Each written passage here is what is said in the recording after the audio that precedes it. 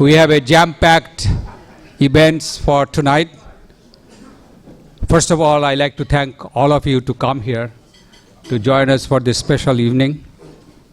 We have a distinguished speaker, and he'll be talking about a very important topics tonight. And I'll help you to run through the program first to see how the evening is going to unfold between now and when the speaker comes on board. So help me out and stay with me for a few minutes to go over this, and then we'll jump into the real topics, and that's the presentation by our invited speaker from LyondellBasell. This is, again, the most important part is this. Please keep this in mind. This is approximate. We are all engineers, right? So it's not precise. But this is how we like to manage it for tonight.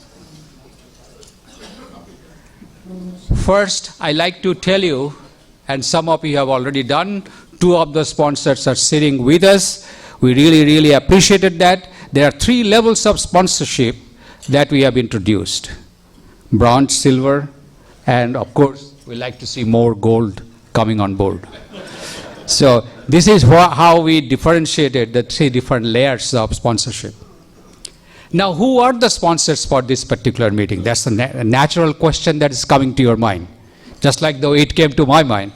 So here they are, LyondellBasell, and that's the company. We have the representation as the invited speaker. There's no connection. There is no condition that you are invited to speak, provided you give a donation for our organization. No, nothing like that. He's sitting there. He knows that. And the next one is coming from Southwest Research Institute. Their representative is also sitting here, Jamel Arwin. This is the second time they have sponsored the event. They have sponsored in January, and they have come back. There is a hidden message here to you to think about us. Don't forget about that tonight is the end of the night. Okay? Thank you so much. So SWRI is the sponsor. Now, I must thank you. Appreciated that. I must recognize, I cannot just start a meeting without recognizing my executive committee. That executive committee is the committee which runs this organization. It's not one man. It is not I being the chair. It is not my show. It is the show of the team. So I would encourage and request all the executive committee members to stand up, and let's welcome them and give a hand. Thank you. We appreciated that. Not all of them are here, but this is our portfolio of people. I saw Bill, where is Bill Epling? I saw him. Did you, okay, good. Very good. Thank you. Thanks a lot. Appreciate it. It is only because of their hard work we do what we do. It's all voluntary, all on our own time. Sometimes, most of the times after work, and goes sometimes beyond midnight. You all know, you have gone to the website, you have looked at the speaker's bio. I'll be touching upon that in a short way when the time comes, but just to show you who this person is with the picture, and he's sitting with us in here. Just to give you a snapshot of where we are and how we are going to finish this year. As I mentioned earlier, there are 8 events that we do in the year. Out of that, of course, January, February is gone. We have done a great job. That's the feedback I got. This is the 3rd one that's going on in March. We still have April.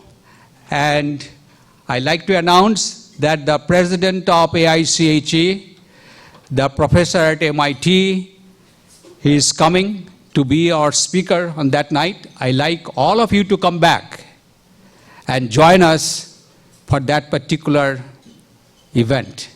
And he is going to be talking I have spoken with him very lately, and I have got the title of his talk and all that, which I didn't announce it yet because we need to finish tonight, and then you'll see that it will be coming on the website. He'll be talking about new AICHE. What that is, we're all looking for it. We'll see. And then the other part that I wanted to mention, that misnomer that got somehow in our membership, that we are always focusing on Brady's Landing. That's a misnomer. We have Brady's Landing.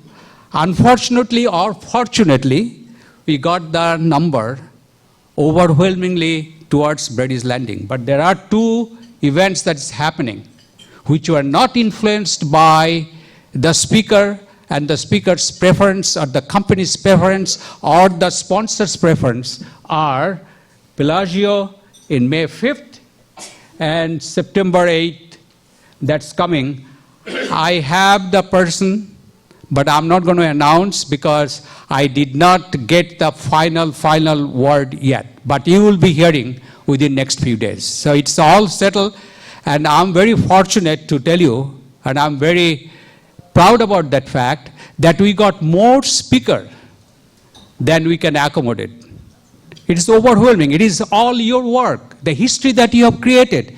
It is nothing that reflects on me or my executive committee, which I like to take advantage of, but it's the benefit that we are reaping on by the hard work of lot of volunteers, lot of chairs, lot of executive committee they have done in the past. So I really appreciate that. Let's give a hand to all the people who have spent time with these organizations in the past and coming forward. Thank you so much. Appreciated that. I'm not going to go through it. I think some of you probably have seen that during our dinner because it was running. There are a lot of people who are, we call patron. We buy one ticket, one time, we don't have to repeat it, and it's a very effective way to come and join the meetings.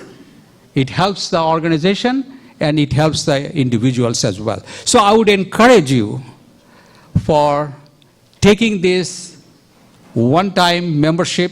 The price is fixed now. It is not going to go in a linear progression and discounted. It's all fixed now. But I still encourage you. You will feel some benefit out of it. I appreciate that very much. These are the names. You can see it. It will be on the website. It's already there. And we are checking and making sure that we are not neglecting anybody who is supposed to be there. Now, we are missing today one of our volunteers. He could not make it. And that's Tom Mann. He is running a little bit under the weather. He's not feeling okay. So he sent me an email, and I respected his wishes. So we are going to, he is also a recipient of 50 plus years membership. So that will be given on November.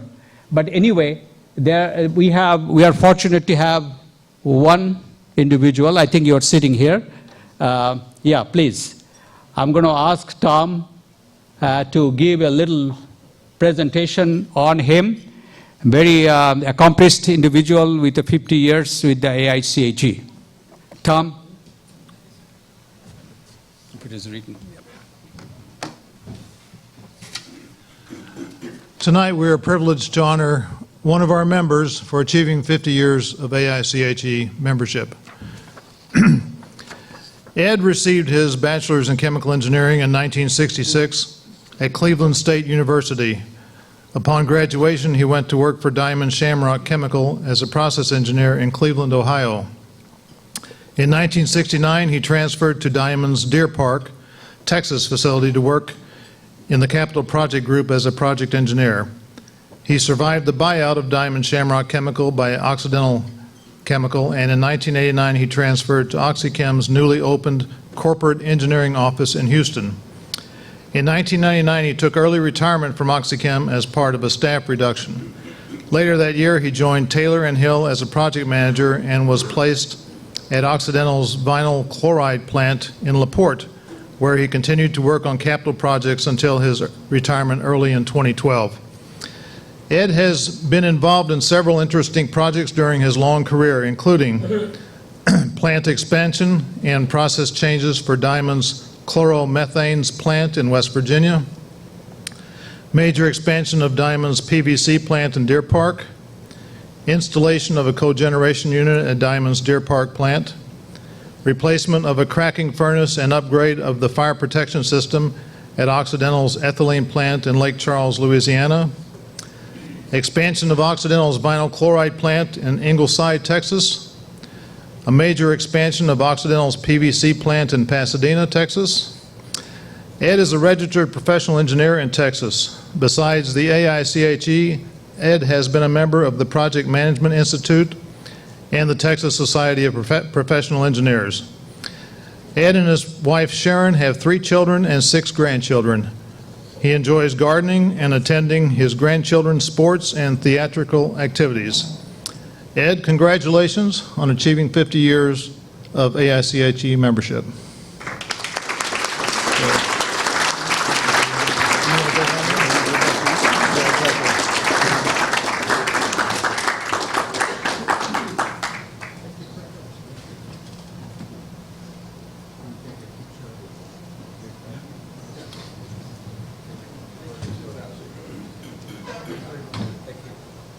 Thanks, Tom.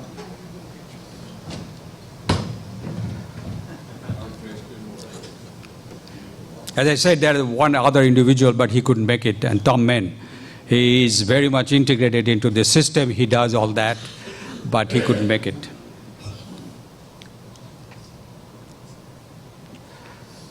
The science fair volunteer, you all know about the science fair. I'm sure you heard about it. It's big activities that goes on in Houston and surrounding. Last Saturday, we had that judging of the science fairs in different level. And AICHE, STS, we do select the recipient of these awards. And we are fortunate to have a number of volunteers who came forward. And that by no means this is the complete list.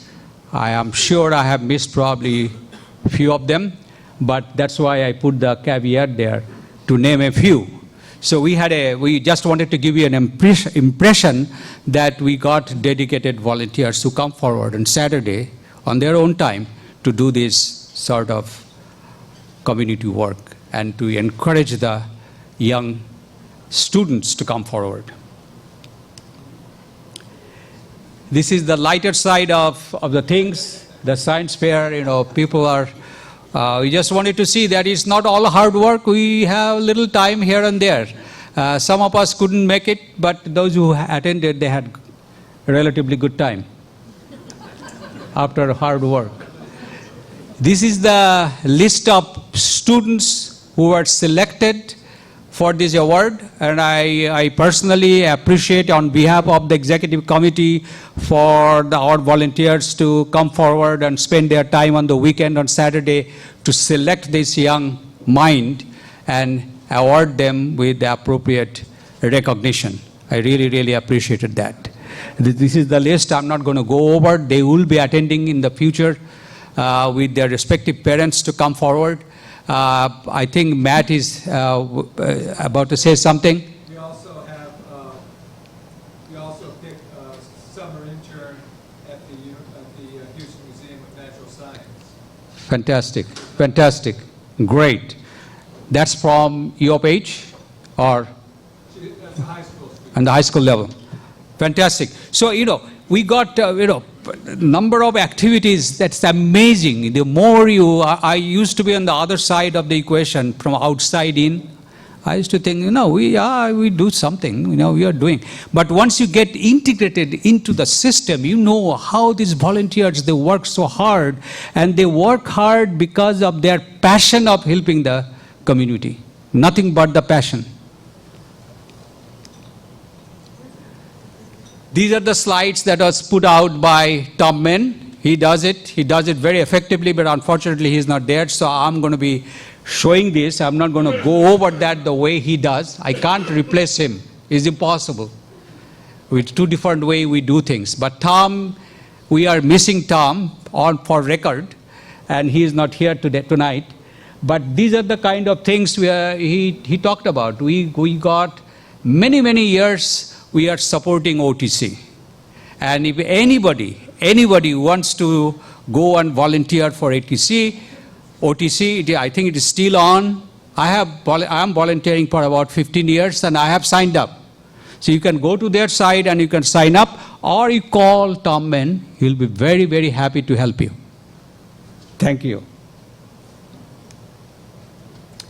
This is a very busy slide, but the message here is that we give awards. Again, Tom is the right person to describe. I'm not going to take time to really go over items, but the message here that we give awards in different category for professionally accomplished members of this institute and the local section.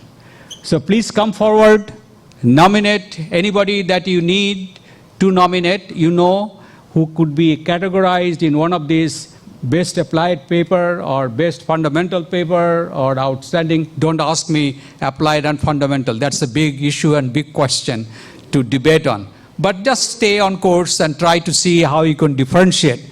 And then you got the Outstanding Young Professional Award, which we give.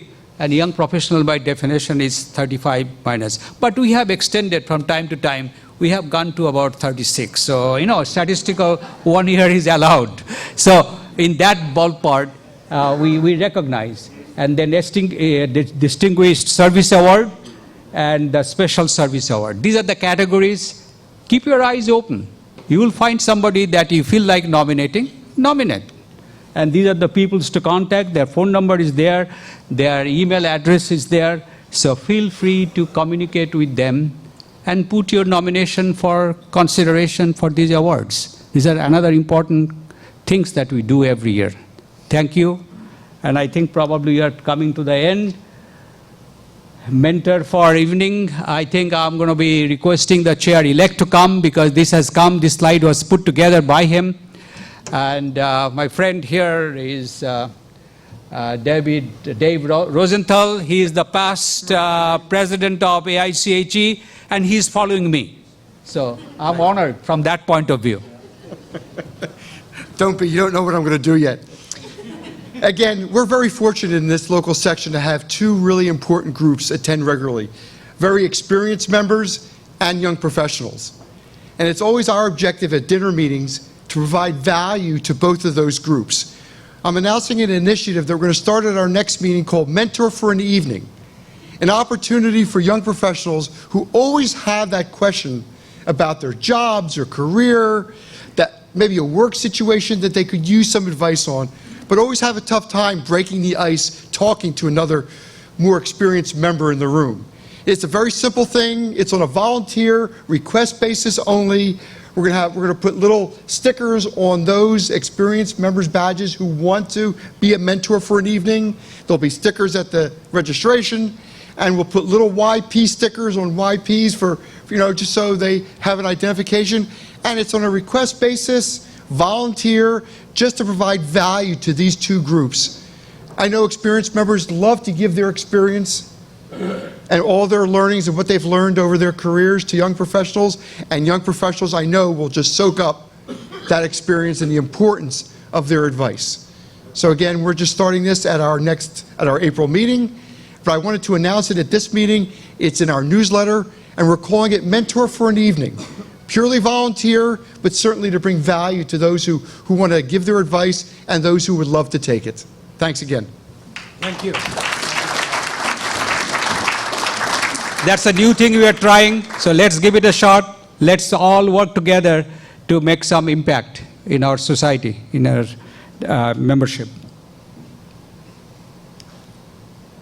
Now, young professionals, we have to do quickly. I'm inviting the chair of the young professional, Trevor Rice, to come and walk through 3 or 4 slides that we have. Trevor?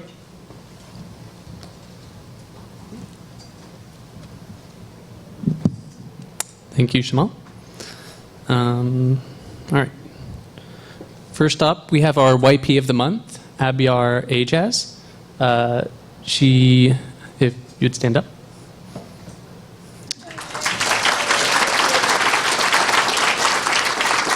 Abiar got her chemical engineering degree from U of H and is currently a senior process engineer at Burns McDonnell. And she enjoys playing tennis, chess, and cooking, and has 4 children. So, thank you.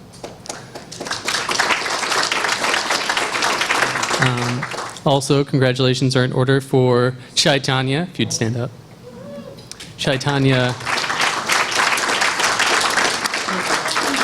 got the Young Engineer of the got a Young Engineer of the Year award, and there was a dinner this past month that he was honored at. So, congratulations. And also the YPs had our February happy hour, which went very well, as you can see. It's quite a good time over at Lucky's Pub in downtown. And then we're also going to be having our March happy hour, location to be announced. Pay attention to your emails. But it will be the Friday, March 25th, towards the end of the month. So hopefully I'll see y'all there. So, and I think that's just about it. Thank you very much. Thank you. I need to emphasize, though it is for YP, which is 35 years and minus, right?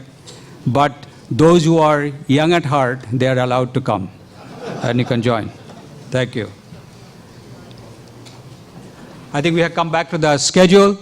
I just want to finish and we'll take a little break to come back and start our most important part is the presentation by the invited speaker. We'll have 10 minutes, but before we go for this break, I like to sensitize each one of the young professional because you are the future. And this is the aim of our organization. For each of the young professional, challenge yourself to get at least two young professional you bring in. I would really, really appreciate it. You are Trevor, you are the chair, give that message, and I will have in my chairs later, which is coming out soon. So please take that as a challenge. I would appreciate that very much. Now, 10 minutes break. Please do come back on time so that we can start the presentation on time. Thank you very much.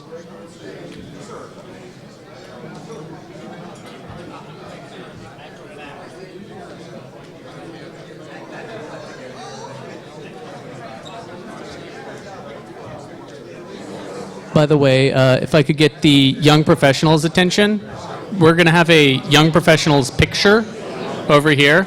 So if you are below the age of 35 and you don't mind being in a picture, rally over here at the cool STS banner.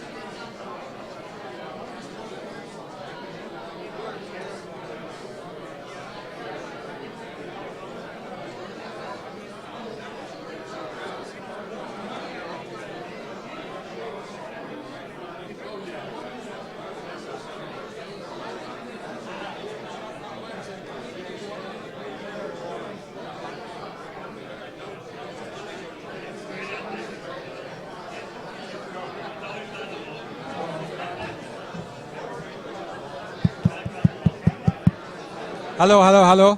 Hello. Hello, hello, hello. Hey, could you put that turn that on? Hello. Hello. Ladies and gentlemen, friends, ladies and gentlemen, please take your seat. I would really, really appreciate that very much because time is very precious, time is of essence, and we cannot create time, unfortunately. And we have to finish on time. Of course, there is a caveat that we are flexible a little bit, but we need to finish on time so that we all can go home in a reasonable time frame. We really, really appreciate that. With that, let me take a minute to introduce our outstanding speaker for tonight. Walter Pinto. Those who are reading newsletter regularly, I don't have to go through the entire bio of Walter. He is a very profound leader in the chemical industry. He is now currently managing the whole complex of Bayport production facilities in Texas. He has about over 25 years of experience. He is a mechanical engineer, but we don't make any distinction here because he's working he's working in chemical industry, so he's a chemical engineer, right? So I'm not going to go through, I can probably stand here and take 15 minutes or half an hour to introduce him. I'm not going to do that. You guys go to the website and look at his profound accomplishment and the contribution that he has already made and continuously making. And I like to mention that he lives with his wife, Carmen, not too far away from here in Friendswood, and both of his son is going to University of Pennsylvania, where I happened to be there many, many years ago. I'm not going to tell when. With that, please help me to welcome Walter to come on the podium and make the presentation. Thank you very much. Appreciate it. Thank you. Thank you. I'm going to use the mic here. Can you guys hear me all right? Okay. Okay. Right.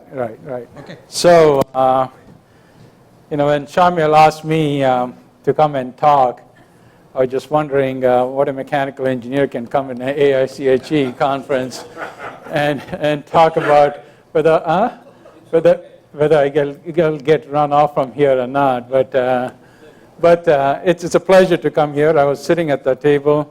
I just found out you went to UPenn. At least my son is becoming a chemical engineer, so at least I have that entrance. My older son is a senior at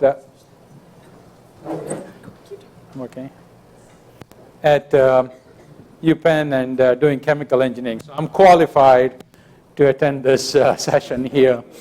And a lot of Philly connections here. I was sitting at the table, a lot of Philadelphia connection.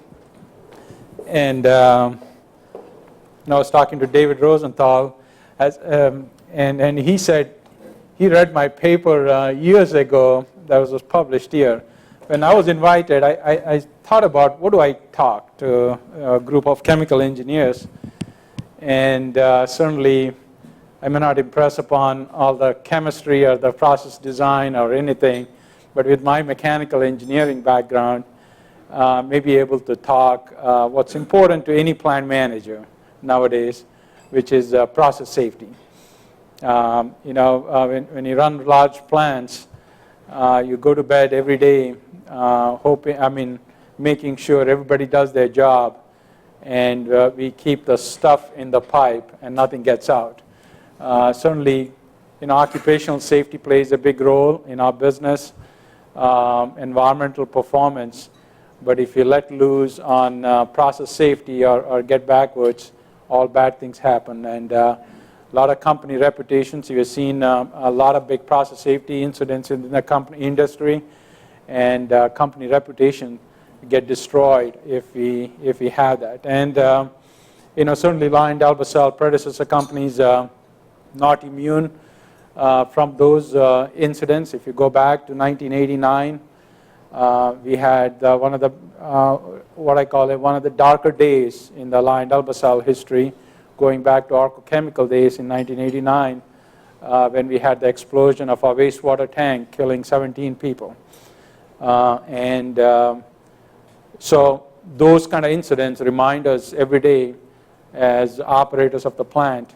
And I was a plant manager at our Morris Olefins facility south of Chicago. We have a olefins plant and polymer plant. When I went as my first day as a plant manager, when I sat on my chair, I turned back and I saw a newspaper of 1989 that happened after the Channel V explosion. The explosion at that facility when they were called Millennium.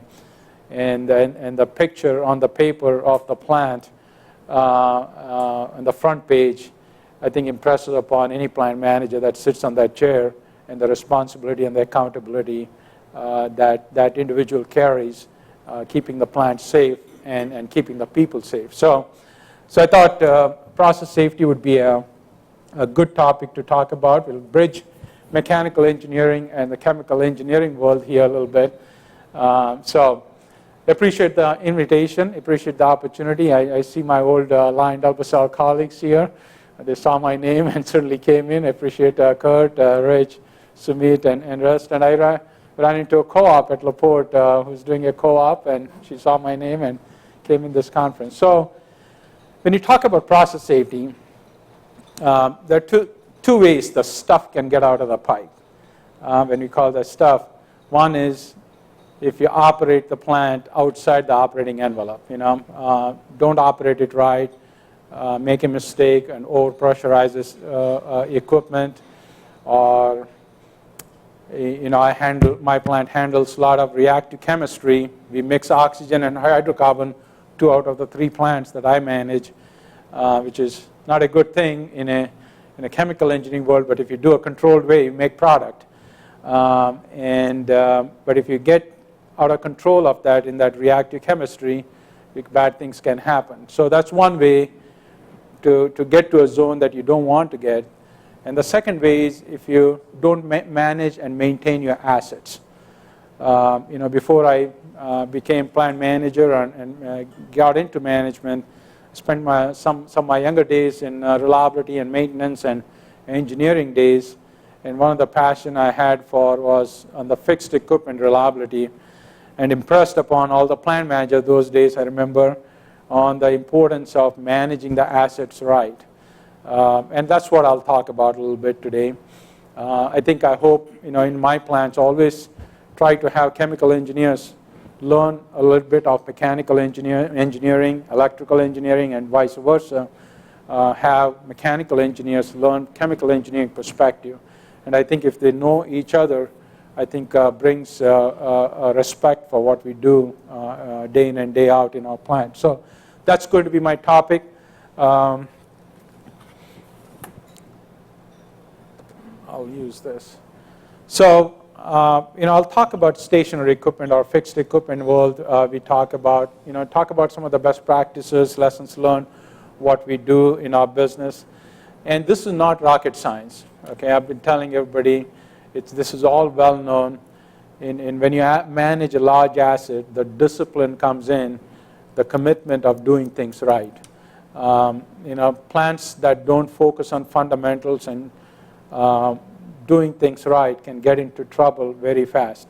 Sometimes, it's large amount of money involved. It's very easy to say we are under budget pressures and not do the things which will come back to haunt us, and those are important things. So it's not rocket science, but successful companies work on fundamentals and making sure the program works. And I'm very fortunate. I've been with the company 23 years, LyondellBasell, great company. I think that's the fundamental things that we have worked over the years to make sure we manage our business right on reliability.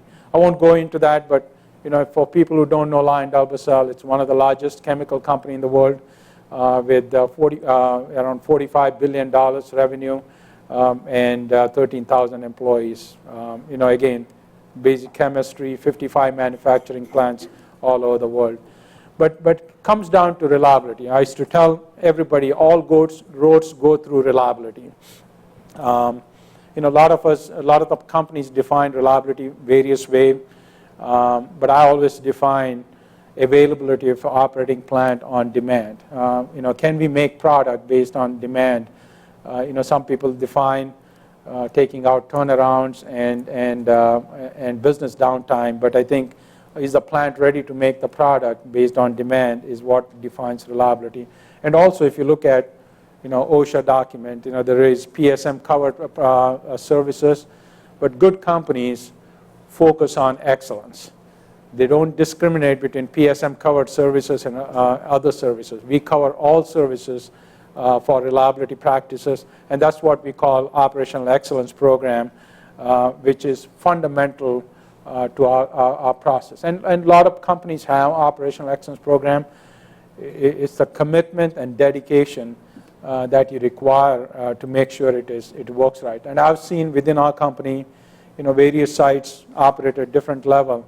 The companies that run, or the sites that run well, have a good safety record, good process safety record, good environmental record, and we are every day we are under the scrutiny of community, regulators, and our own senior management to run the asset right. And at the end of the day, if you run your plant right, all things come along good. And even the cost management, the reliable plants are the cheapest plant. So, why focus on fixed equipment and stationary equipment? And a lot of times, we spend an enormous amount of money on fixed equipment, whether it is capital, whether it is maintenance.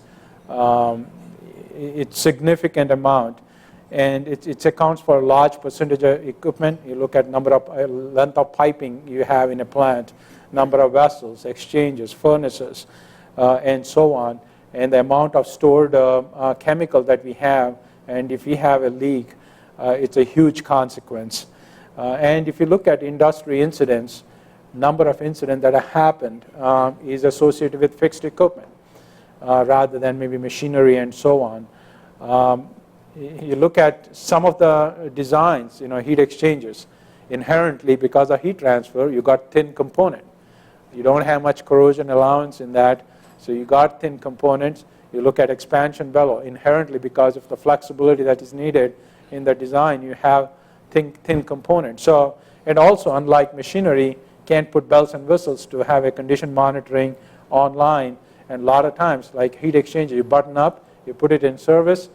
You just can't monitor after that tube until you get into a turnaround. So I think a lot of the sites, if they do well on fixed equipment reliability, they do well in overall reliability.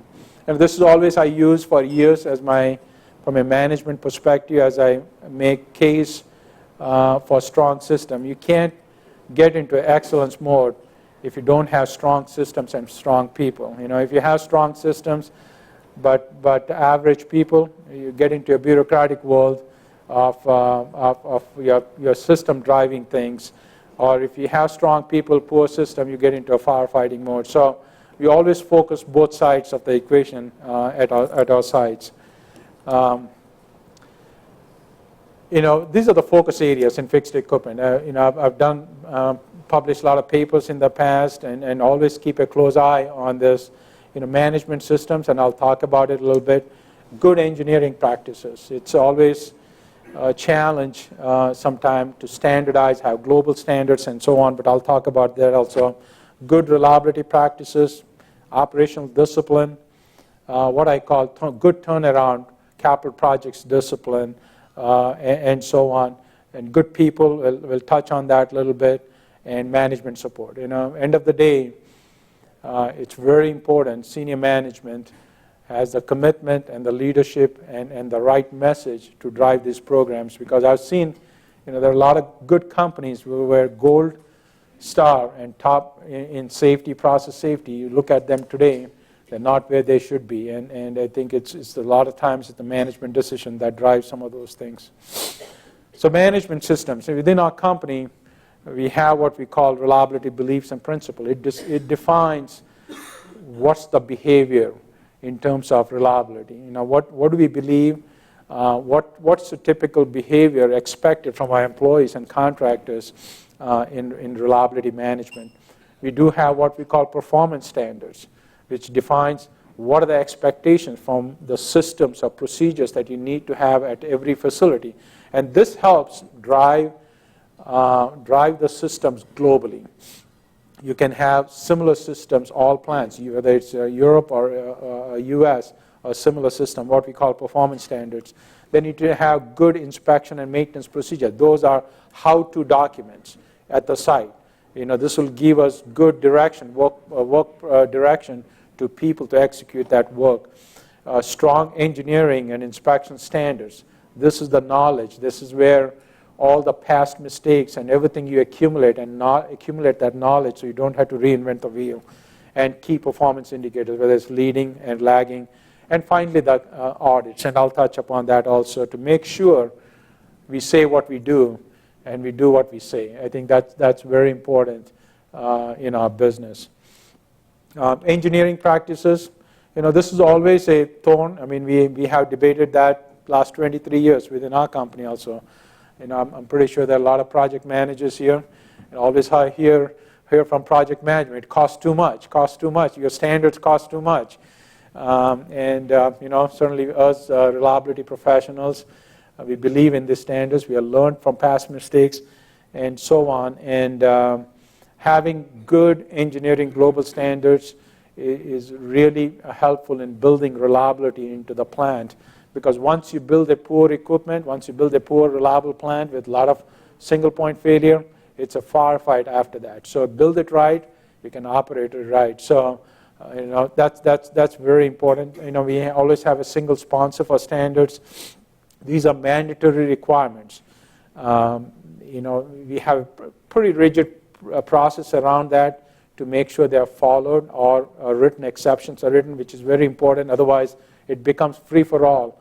It's very difficult to manage a global organization, not for some of the standards. And also kept evergreen all the time with the lessons learned and so on.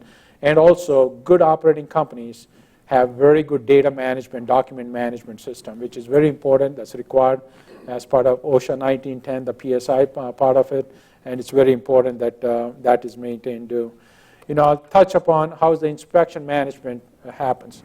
For people who work in the plants, although you're a chemical engineer, this should be known by everybody, so that, because a lot of people touch on this piece. If we don't do this piece right, we will have holes in our equipment, and we will have gas release, which is not good in an operating plant. So, having a good planning and scheduling, which we call risk-based inspection, I'll touch on that next slide, corrosion manual, having a good look-ahead inspection program. I always ask my inspection department, show me what's going to be inspected next year. What's on my risk profile? And every 90 days, every month, my inspection group copies me the 90 days look ahead on inspections. Do we have the right qualifications? It's amazing now the technology is, we use various technology. And if you don't have the right people, it's garbage in, garbage out. People who don't know how to use that equipment or don't know how to interpret the data. And we have seen several evidence of that, and that's very important also. How do you document inspections? How do you manage that data for future use? Also very important. If you find things, what do we do? That's always a big question. Let's say you find a thinned area, or you find some cracks. How do we handle that? There are a lot of work that is APIs done recently on fitness for service methodologies. The big question that we run into always there is, should we shut down the plant? A lot of these plants, when you shut down, it goes into millions, the lost profit per day. We shut down, or do we do temporary repairs? Do we do continued inspection and monitor that? So there are lots of decisions that goes in to make sure you work safely. And there's a lot of technology, whether it's fracture mechanics, whether it's finite element analysis, depending on the degradation that you see. A lot of the fitness for service evaluation that goes in to make sure right decision made. And a lot of times, as a plant manager, I have to sign off on those, whether I accept or reject. A lot of times I said, shut the plant down, I'm not taking the risk, and we'll fix it, and we'll come up. So I think knowing how the decisions are made is very important. And there are very good guidelines from API 579 and various other fitness for service documents that help us guide there to make the right decisions. So those are important aspect of it. How do we recommend? Recommendation prioritization. How do we execute these recommendation plays into a big role, and record management. And one thing I always said over the years to our inspection group and reliability group, every leak is a failure of our system, and small leak. And if we are smart, and we'll talk about a lot of the tools that we have. We have a lot of sophisticated tools. If we are smart, we should be able to predict that thinned area or a crack before it leaks. And of course, my inspection department doesn't like that. They'll say, give me $100 million, Walter. I got lots of piping, lots of equipment. I'll inspect the inch of it. I said, then I don't need you, huh? Because we have so many tools to predict. Predictive technology and intelligence. And if you're smart, we can get there. And we have demonstrated that. And that's the beauty of some of the technology and everything that we have. So, risk-based inspection, you guys have all, must have heard a lot about its risk-based inspection. I've seen good job that is done in risk-based inspection, and I've done very poor job done. So it's just like any other computer software, garbage in is garbage out. If the individual understand the results, it's just like anything. I've had one time an engineer come do a time history analysis on simulation or vibration analysis, and I looked at it. He had a lot of animation. He tried to impress, but you go out in the field, the model, the vibration was totally different than the frequency he was predicting. So it didn't match what model in the field to his analytical model. Then anything what if analysis is done is all useless. So I think correlating and understanding is very important. Same with risk-based inspection, validating that results, having a good corrosion manual, and all those things is very, very important. One of the things that, as a young engineer, I did work, and what we have done, I would say, a leader in the industry, is predicting remaining life of heat exchanger bundles. We had done a lot of work. It was very interesting when I worked on that in developing qualitative, semi-quantitative tools to able to predict. Because when you go into a turnaround, my turnarounds run $50–60 million expense and another, $60–70 million generally capital. So you're really touching $100 million when you're going into a 50-day turnaround. There are lots of decisions that happen. And any bad decision will extend the turnaround, we will run over budget. So if you can predict exchanger remaining life, or predict going into the turnaround, whether you want to retube a bundle or you want to inspect right first week, a lot of those decisions play a key role on whether you're going to execute the turnaround well or not. So we've done some developing those tools. And there are some papers that are published, and I think very important how you approach heat exchanger remaining tube life. Relief valve tools, I think there's a lot of work done. There are a lot of tools, I think, started available in the industry. We were one of the first one to do some work and develop some tools in-house. Furnace retube tools. This is big money, and I don't know, some people are involved cracking furnaces. We used to have a habit in the company way back. We won't spend it Rich knows it, in bad times because we don't have money, the profitability is low to retubing the furnace. But when the good times, the cycle comes up and we're making money, the furnaces are not available, so somebody else is making money because our furnaces are down. Isn't it, Rich? But we broke that habit, and we've got into the discipline of retubing furnaces at the right time. And the next cycle that we came, we were ready. All our furnaces had right tubes, and we ran hard. Our competitors were falling apart, and we made money on them because when the supply demand become very tight, One supplier goes down, the prices shoot up, and you make money out of them. So I think very important, that's the importance of having discipline to run your reliability program. Risk-based inspection program, again, what I call a corrosion manual or damage mechanism. That's where all chemical engineers come into picture. A lot of times the chemies and MEs don't talk much at the plant. They sit next to each other, they talk about lunch, but they don't talk about business sometimes.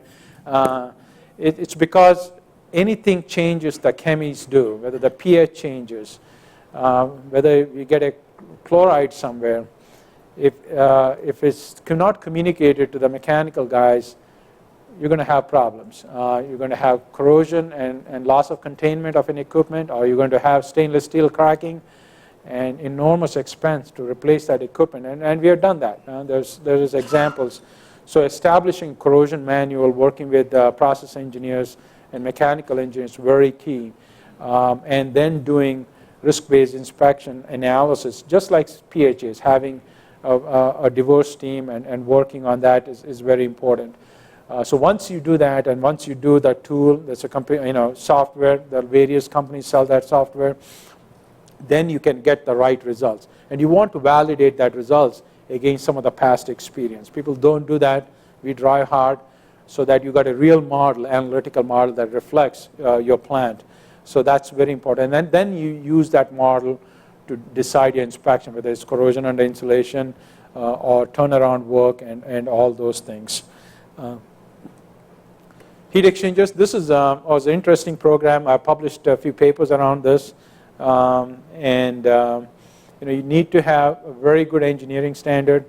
The expensive equipment, if you do not design it right, from a reliability perspective, a lot of time process engineers will look at from a thermal heat duty perspective, but not much of a mechanical or reliability.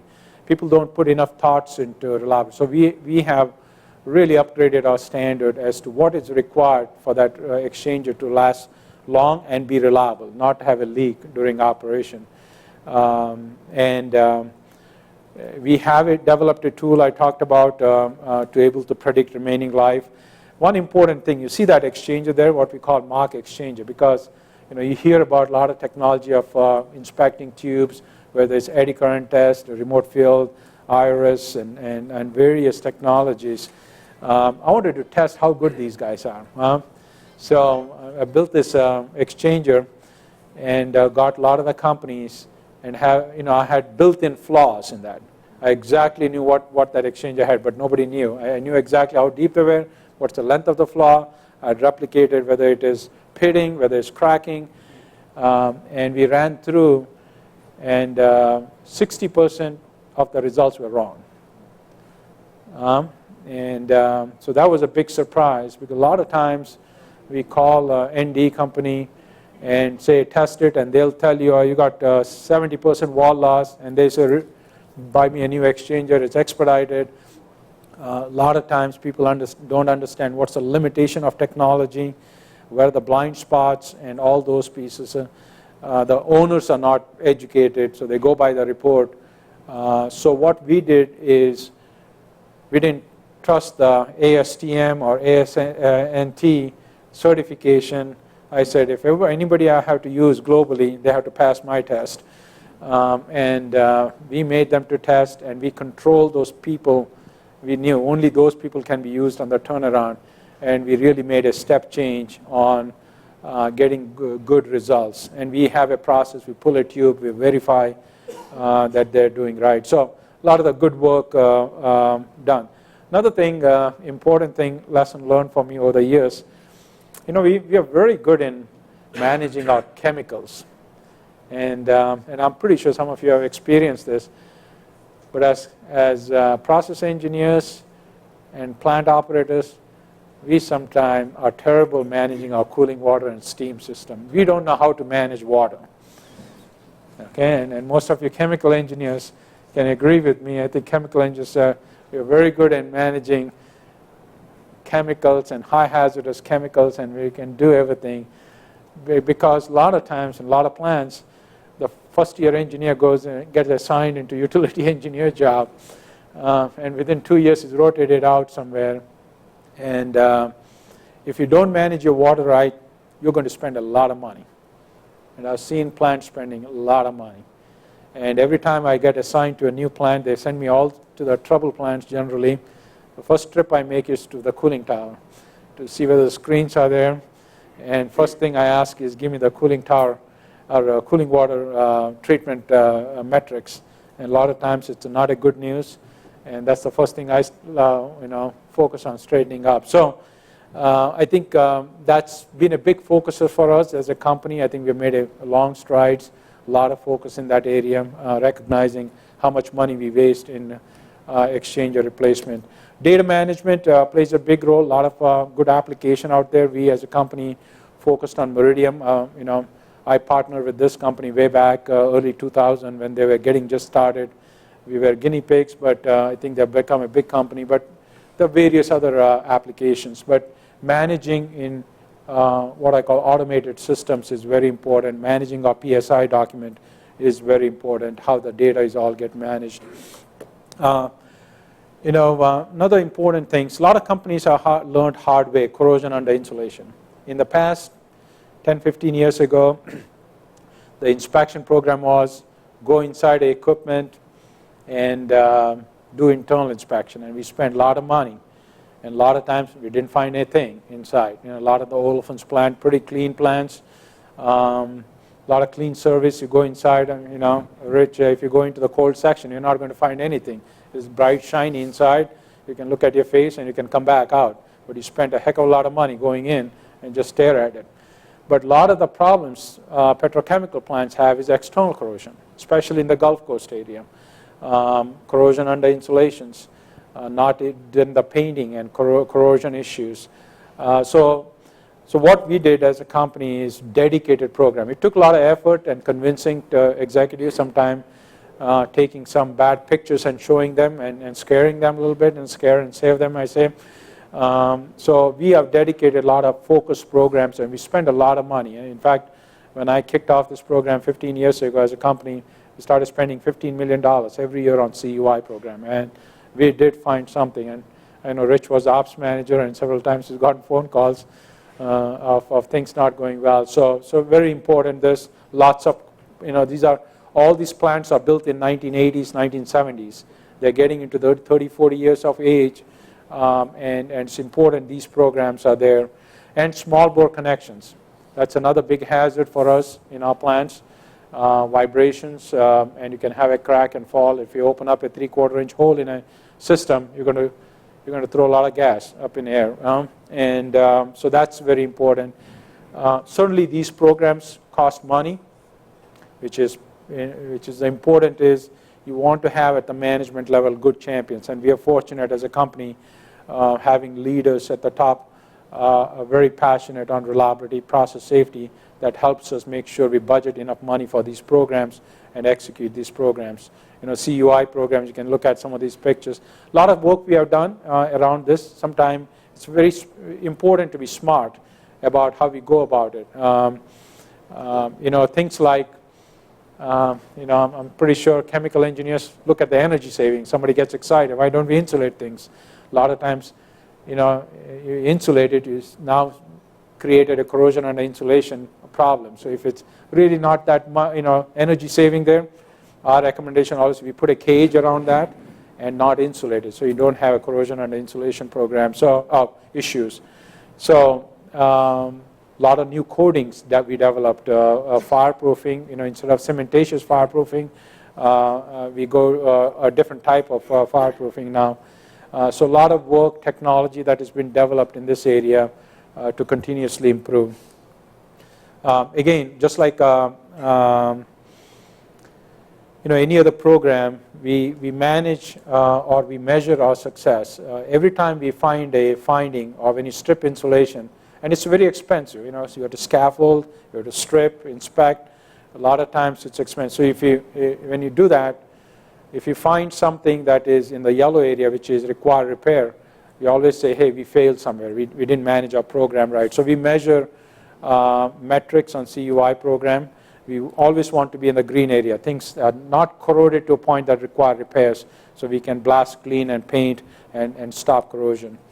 Operations discipline, what we call, this is where, when we do MOCs or PHAs, you want to make sure mechanical engineers are involved. If you're changing something in the process, you want to make sure inspection people are involved so they can change their plans. They can have a proper inspection plan to meet that requirements. Let's say if you made changes to a process, the PA changes, you want to make sure the inspection folks are know about that. Operators, always tell my people, there is a critical resource out there. A lot of times, if the plant is running good, operators are not that busy, isn't it, Rich? I mean, they're making their rounds, and they come back to the control room, and but use them, educate them. I had an operator at our LaPorte plant. He used to always tell me, Walter, I can break faster than you can fix it. And the message he was trying to convey to me is educate me, because if you don't educate me, I'll break faster than you can fix it. And that's a critical resource that we always have, and they're willing to help. And if you educate them what to look for when you go for operator rounds, they'll highlight for you.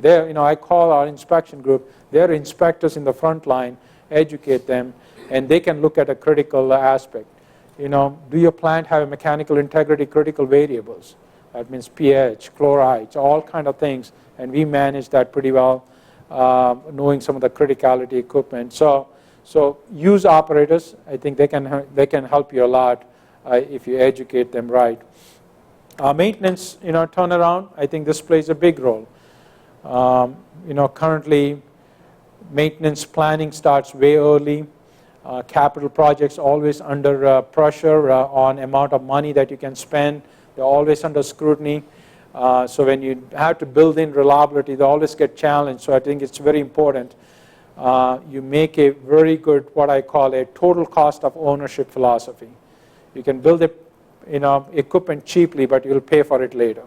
And I've seen it in my career several times, paying dearly for trying to save some pennies. We have paid big time in downtime or lost profitability and so on. But a lot of times there's a disconnect. I mean, project managers, project engineers, all focused on cost and schedule, but not the reliability. So it's important to have that dialogue and to have that contract alliances. I'll give you a great example. Way back 10, 15 years ago, I remember Rich units for OP2. We replaced 800 valves. You can get cheap valves.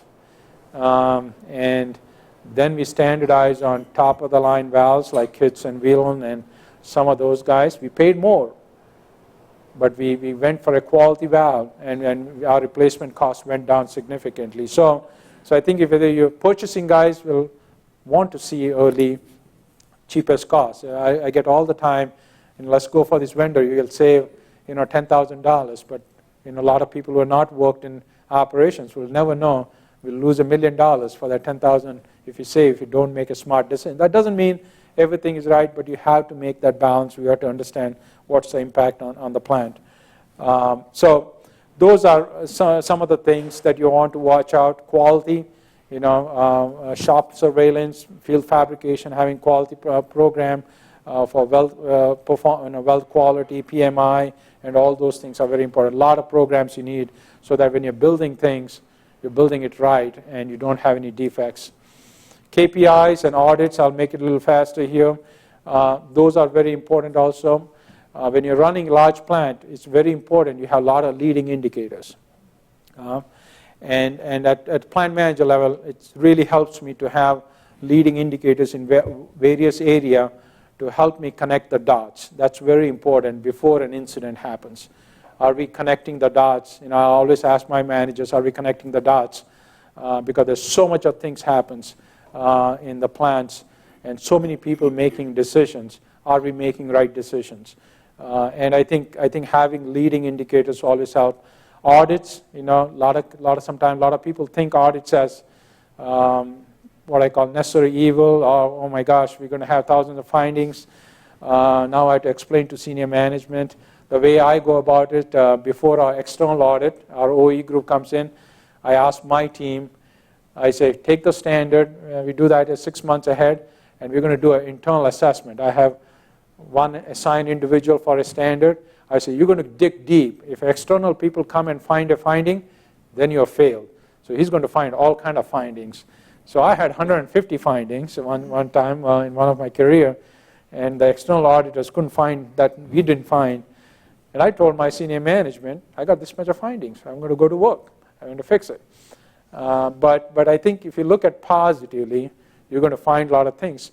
I would rather find audits versus find after an incident that I didn't know. So I think it's important you look that way and make sure we have the right system. People, at the end of the day, we are in a people business. I always tell my staff and everybody, we are in it's a people business. If you have quality people and good, well-trained people, all things happen. Everything goes well. And it's very important, do a staffing analysis, have good people. We call what we call a unit inspector concept. The individual is more focused on managing the program versus taking thickness readings. We use ND companies for that. But be smart, understand the damage mechanism. Be smart and making the right calls is what we are focused on. And that's very important. And the knowledge transfer. Teaching, training, learning is very important in our organizations. And a lot of people are retiring, getting into that baby. We are seeing 1/3 of my workforce is retirement eligible. And that's a big demand in our industry. It's just not up this. Every process industry is going through this big knowledge gap, knowledge transfer. And a lot of experienced people are retiring. The question is, how are we bringing our younger folks? How are we training them? How are we developing them? How are we filling those shoes is a big challenge, and that we are dealing with. And you may be hearing a lot of workforce development initiatives around here that I'm part of it, and a lot of work that's going on. And end of the day, it's the leadership. We all always talk about as plant managers and executives in the company. It's how we set the tone at the top on process safety management. What's the vision? What's the leadership? And are we advocating for reliability, process safety? Are we showing our passion for process safety? Are we walking our talk?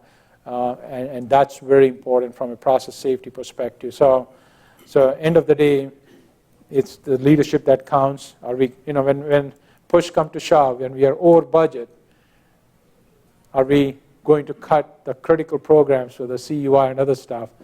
Or are we going to face up and say, I'm going to go over budget, but we're going to do that program? And those are tough calls, but we make those calls. And we stay with the program, and we don't sacrifice, because we know what's the consequence if we don't do that. So end of the day, all roads go through reliability in our business. Plain and simple. If we do this business right, the safety business comes along, process safety, cost management. People love it. People love to work for a reliable plant. When you have, I've been sent to the plants that is highly unreliable, and I've gone through the phase of the reactivity. When people get the phone call at 2 o'clock in the morning wanting to had to go to the plant at midnight, or work the weekends, work the holidays, and can't spend time with the family. When I walked to a plant one day, when I sent it, they sent me to a very bad plant. They took me from a plant that was at the top and said, you're going to this plant. But I said, there'll be only one metric in our plant as to how many people spend their time in the weekends and nights. We're going to measure that. And we're going to measure, and we're going to improve on that. And we're going to start with the quality of life. And we improved. Okay? We improved. Our call-out went down. And once you have that kind of life, people want to work in that plant, want to be part of that culture. So appreciate the opportunity. I hope you guys learned a few things from me, and hope it can be useful. Thank you.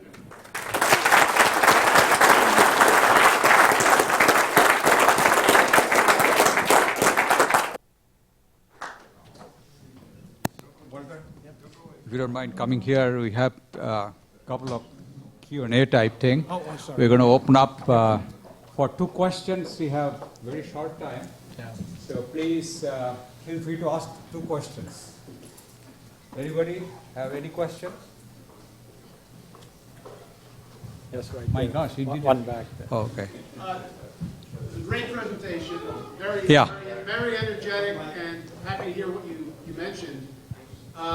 My question is, in two situations you cited where the mechanical engineers and chemical engineers, through lack of feedback and communication, I think it was heat exchanger reliability and risk-based inspection, it created opportunities to not have, excellence, and you saw that as things to improve. And then you cited how the MOC system maybe played a role in that. Could you share with us some of the things you've learned using your management of change system that has, reduced, say, the gaps that occurred between different disciplines where there was a lack of communication, a lack of feedback to result in, higher reliability, fewer defects, and improve the work? Yeah, a good example is we have a column, ethylene oxide plant, where our stripper bottoms stream, you had to maintain a certain pH level because we had carbon steel equipment. And, for process, we had some fouling issues, so they wanted to reduce the caustic additions, and so our pH would have deviated from there. And I think part of the MOC process, I think they went through, but nobody, process engineer didn't think about what could it damage equipment. But as they went through, certainly a part of our process, we run through the inspection group any changes in that area so they can review. And certainly a smart inspector, he said, hey, that this pH, I think we may increase the corrosion rate. And certainly then we involved a metallurgist, and they started reviewing it. And,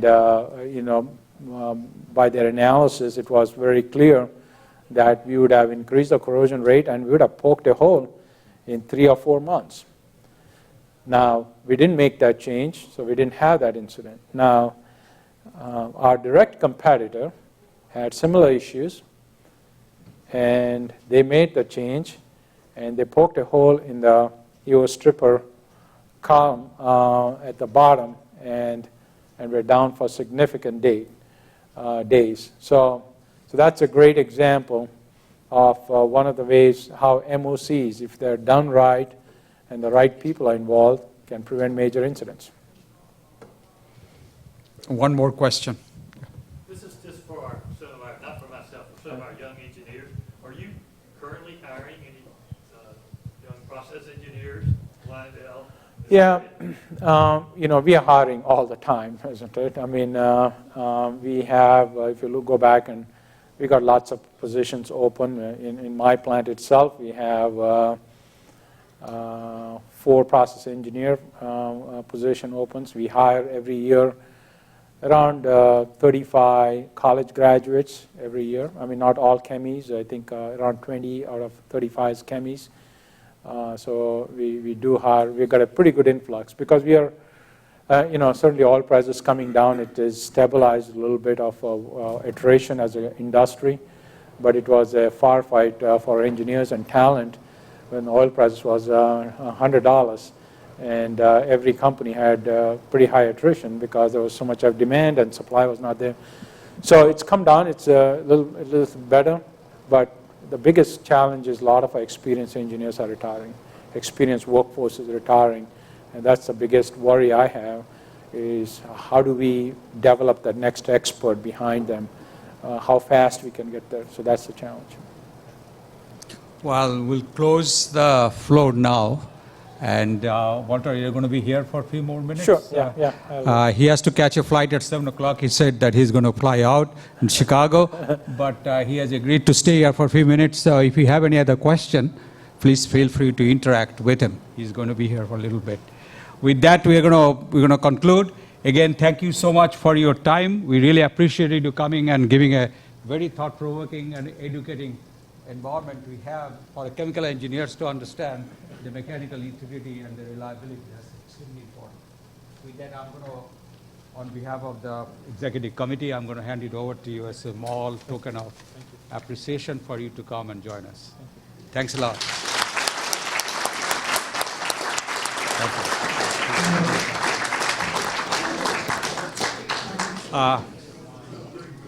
Excuse me, I forgot about one thing. Matt is getting ready to talk about K-12 program. He has promised me it's going to take 2 minutes.